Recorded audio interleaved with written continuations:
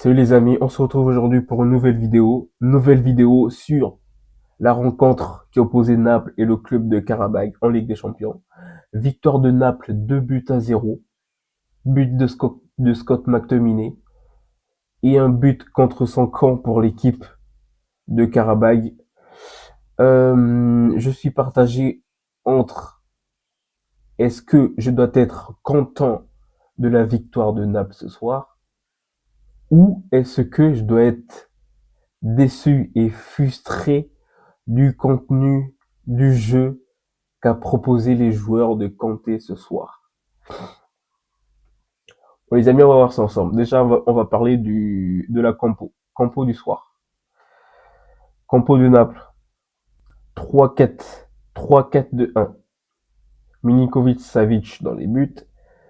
Bokema en défense. Ramani, Bongiorno. Au milieu de terrain, Di Lorenzo, Lobotka, McTominay, Mathias Oliveira. En attaque, Neres, Lang et Rasmus Højlund. En vrai, moi, les amis, je ne sais pas. Peut-être que j'en demande trop. Peut-être que j'en demande trop. Peut-être que là, c'est le niveau de Naples maximum, en fait, et que là, ils peuvent pas aller au-delà. Mais en première période, c'était du nul total. C'était complètement nul en première période. Nul. Possession de balle. On avait la possession de balle. Même pas besoin de... Ça, c'est sûr. Possession de balle, voilà, 55% pour Naples et 45% pour l'équipe de Karabakh. Donc ça veut dire qu'en gros, c'est une possession, c'est pas la possession là, c'est ce qui a été fait en deuxième mi-temps. Mais la première mi-temps, c'était complètement nul. Naples s'est mis au niveau de cette équipe de Karabakh, or que Naples est légèrement au-dessus. Avec les ballons, euh, le milieu de terrain arrêtait pas de retourner vers la défense. Au lieu de chercher à construire vers l'avant, on construit vers l'arrière. Et ça, c'est pas bon. À partir du moment où tu te mets à construire vers l'arrière, l'équipe d'en face, mais qu'est-ce qu'ils font? Eux, ils font du pressing et qui te poussent. En gros, l'équipe d'en face peut même te pousser, toi et ta défense, à faire des erreurs. C'est ce que Naples a fait tout au long de la première période. Zéro but en première mi-temps. On récupère. Après, ce qui est bien aussi, c'est que Naples construit très bien en défense. On n'a pas enfin, on arrive à sortir les ballons propres très facilement, j'ai envie de dire. Mais sauf que une fois qu'on dépasse le milieu de terrain, avec le manque de créativité des attaquants, avec le manque de créativité et de disponibilité des milieux de terrain et des ailiers, hormis hormis David Neres en première période, tout au long du match même, David Neres qui arrêtait pas de provoquer sans cesse, qui provoquait encore et encore. C'était l'homme le plus dangereux du match. Si ce n'est pas David Neres l'homme du match, franchement, je ne vois pas qui ça peut être. Parce que dans le jeu était tellement pauvre.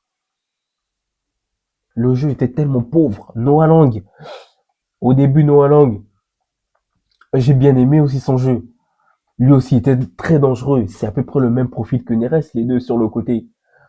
Ils ont la balle, ils fixent, ils sont dangereux et ils frappent. Mais sauf que, à un moment donné, ça, ce que je suis en train de vous dire, ils l'ont pas fait. Parce que ce qui s'est passé, c'est qu'ils ont la balle, ils fixent, ils cherchent à passer, à faire à faire des centres pour Rasmus Højlund.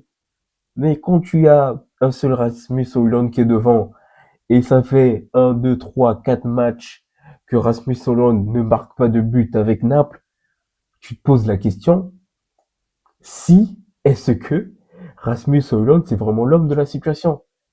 Il a loupé un penalty. Voilà, on va pas dire que c'est sa faute.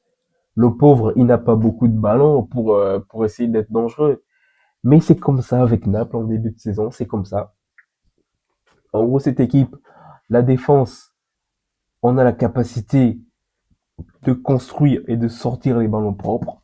Le milieu de terrain, on a tellement de milieux de terrain, Scott McTominay, Anguissa, etc. Mais Enfin, contre McTominay, Lobotka, Anguissa, il est blessé. Ça va, il n'y a pas de problème. Mais au niveau de l'attaque, c'est là où se trouve le gros problème. Kanté, il arrête pas de tourner les attaquants, etc. Rasmus Hollande, il est bon, il est intéressant. Mais sauf qu'il faut marquer des buts. Il faut marquer des buts. C'est comme ça qu'on fait. Hein? Tu galères. Tous les matchs, c'est comme ça. Pratiquement la plupart des buts que Naples met, c'est les buts qui sont inscrits en deuxième mi-temps. En gros, en première mi-temps, qu'est-ce qui se passe? On tourne en rond avec le ballon. T'as le milieu de terrain. Une fois qu'on arrive à la défense adverse, au lieu de se créer des occasions dangereuses, non, si on ne trouve pas la solution, qu'est-ce qu'on fait? On retourne derrière. Oui, c'est bien de tourner à chaque fois. Même à un moment donné, si tu fais ça tout le match, mais faut pas être surpris qu'à la fin du match, tu ressors en gros, que ce soit des matchs nuls ou c'est des défaites. Et oui, c'est comme ça. J'ai noté incompréhension dans le jeu. Les attaquants ne sont pas dangereux. Tournent en rang constamment. C'est pas comme ça que tu veux gagner des matchs. Certes, là, oui, c'est une belle victoire 2-0. Mais si c'est pas sur si ce n'est pas sur des corners, sur des actions cafouillage, etc. Mais autrement, dans la construction du jeu, ce n'est pas possible de marquer. Hein. Ah non, c'est pas possible. Pour l'instant, c'est bien. Ok, on prend 3 points. Ok, ça nous fait 7 points au total en Ligue des Champions. Ok, on échappe à la zone d'élimination. Ok, on arrive en barrage. Ok, mais sauf que, comment dire, je perds même mes mots. Je perds même mes mots. Mais sauf que, je veux dire, le prochain match en Ligue des Champions, c'est face à Chelsea. Et j'ai eu des échos là, je crois que Chelsea ils ont fait un carnage au Barcelone. Donc là, c'est bien. Faut pas oublier ce qui s'est passé au match face à Manchester City. Certes, on est arrivé conquérant, mais City nous a collé quand même un 2-0. Et Chelsea, qu'est-ce qu'ils vont nous faire? Faut que je regarde, je sais même plus si c'est à domicile ou à l'extérieur. Mais Chelsea, pensez que Chelsea ils vont nous laisser faire tourner en rang comme si c'était je ne sais pas quoi, rentrer ici, sortir ici, récupérer des ballons au milieu de terrain et aller construire en défense, au lieu d'être dangereux. Chelsea ils vont pas nous faire ça. Ah non, non, non, non, non, non, non, non, non, c'est pas possible. Chelsea, ils vont installer leur jeu. Ils vont dire, écoutez, ok, oui, vous êtes Naples, oui, vous êtes les champions d'Italie, mais ici, c'est la Ligue des Champions. C'est ça que Conte doit dire à ses joueurs. Conte doit regarder chacun de ses joueurs et doit dire, est-ce que tu as envie de jouer au football ou qu'est-ce que tu veux?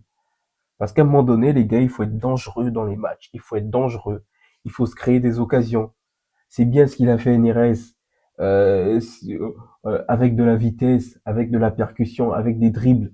Noah Lang aussi de son côté. C'est ça qu'on attend. Mais sauf qu'on attend aussi un attaquant qui marque des buts. C'est ça. On attend une construction rapide au milieu de terrain. On l'a vu en deuxième mi-temps, une fois qu'on a marqué le premier but. Tout de suite, il y avait des espaces. Il y avait des espaces dans la défense de Karabag. Et du coup, nous, on est rentré dedans. Et c'est là où on était dangereux. Mais oui. Mais sauf que ça, il faut le créer en première mi-temps. Parce que c'est pas avec tous les clubs que tu vas faire ce genre de choses. C'est pas avec tous les clubs où il y aura des espaces. Non. Des fois, il y aura pas d'espace. Et c'est à vous, les attaquants, avec du jeu, avec des passes, en combinant une touche, deux touches, qui va faire en sorte que la défense s'ouvre. Et là, on pourrait être dangereux en première mi-temps. Mais ok, bravo, victoire 2-0. Mais moi, je suis pas content. C'est pas une victoire peut-être genre de Montreux. Mais sauf que Naples, c'est quoi ce club-là, Karabag? Karabag, ouais, c'est bien, ils sont bien placés là en LDC, ils sont peut-être 10e ou 12e, un truc comme ça. C'est bien. Mais sauf que nous, on doit être là. Ah oui, quand même, on va pas comparer Naples et Karabag. Il y a un monde. Il y a un monde entre les deux. Mais voilà, c'est comme ça, hein. Écoutez, voilà, j'ai marqué quoi d'autre important. David Neres, important dans le jeu, important avec les longs ballons, technique. Rasmus Højlund, il a trop d'action pour Rasmus, trop d'action, mais je ne sais pas, je ne sais pas ce qui se passe. Rasmus Højlund a trop d'action, mais il met pas, il n'arrive pas à marquer, il n'arrive pas à les concrétiser en gros ses actions. Penalty, penalty pour moi qui était même pas aussi un penalty, mais finalement il y a eu un penalty. Il n'a pas marqué, il n'a pas marqué Rasmus Højlund, il n'a pas marqué sur le penalty. Mais bon, écoute, on va pas le cracher dessus, mais à un moment donné, il y a des actions qu'il va falloir mettre. Pour moi, c'était même pas lui qui devait tirer le penalty, hein. Ah non, non, non, non, non. Tu mets McTominay ou je sais pas moi, ou même Politano parce qu'il était déjà rentré. Mais moi, c'est pas à Rasmus Højlund de tenter, hein. On lui a laissé tirer. Pourquoi? Parce qu'il ne marque pas. C'est pour qu'il puisse acquérir de la confiance. Mais ça, il doit se le construire lui-même aussi, en étant disponible pour Noah Lang et Neres. Et c'est comme ça, plus il est disponible tout le temps. Je dis pas qu'il est, je ne dis pas que c'est zéro pointé et qu'il n'est jamais disponible. Mais il y a trop de ballons pour lui, il y en a trop. Il y en a trop. La prochaine fois, je vais compter, mais il y en a trop, trop d'actions où il n'arrive pas à concrétiser. Ah, c'est comme ça. Après, bon, bientôt le retour de Lukaku. Et là, ça va être un peu plus clair avec deux attaquants, un 4-4-2. Mais pour l'instant, c'est pas encore ça, Rasmus. Mais bon, écoutez les amis, voilà. Aujourd'hui, on va pas parler de classement parce qu'on le sait, c'est la LDC. Là, avec cette victoire, du coup, on est barragiste pour le prochain tour. Et les prochains matchs en LDC, c'est Chelsea pour Naples. Donc, les Napolitains, un peu de sérieux. Voilà. Et puis, voilà, un peu de sérieux parce que le prochain, c'est Chelsea. Chelsea, c'est quand même un gros poisson. Mais c'est chapeau 3. Chelsea, chapeau 2, chapeau 3. Donc, écoutez les amis, j'espère que vous avez aimé. Restez branchés pour la suite au prochain numéro.